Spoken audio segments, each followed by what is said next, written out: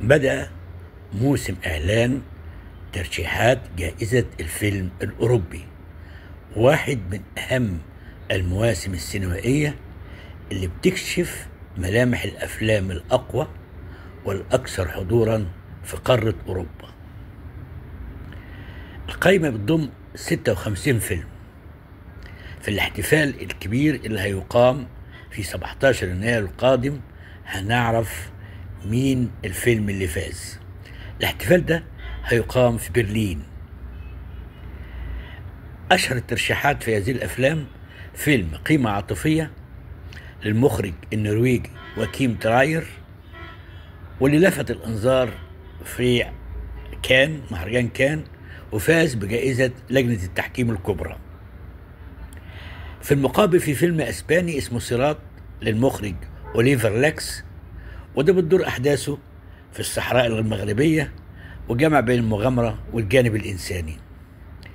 فيلم بقى أشعل النقاش هو فيلم مجرد حادثة، وفيلم إثارة إيراني إخراج وسيناريو جعفر بن هاني.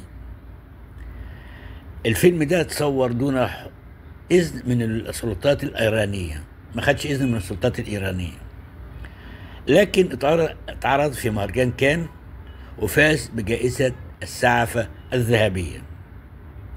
طبعا بجانب هذه الأفلام في أفلام أخرى مهمة زي فيلم التسجيلي فيومي أو الموت، وده فيلم آخر بيتابع حياة مصارع ثيران ليوم واحد. والفيلم المهم بقى أغاني الأراضي المحترقة ببطء عن أوكرانيا. طبعا في مجموعة أفلام فرنسية في فئة الرسوم المتحركة زي أركو وإيميلي الصغيرة. اقترب موعد الحفل، هيبقى السؤال معلق: من سيحمل لقب أفضل فيلم أوروبي؟ هل هيكون فيلم قيمة عاطفية، أم فيلم صراط، أم الفيلم الجريء الإيراني مجرد حادثة؟ الإجابة دي هتعرفها يوم 17 يناير.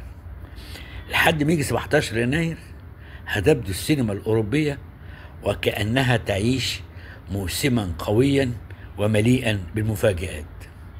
الحقيقة المهرجان ده مهم جدا ولازم تتابعه، لأن في 56 فيلم من أهم الأفلام الأوروبية.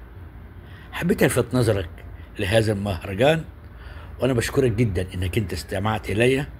مع خالص تحياتي وتقديري، وكل عام وحضرتك بخير وسعادة. إلى لقاء آخر إن شاء الله.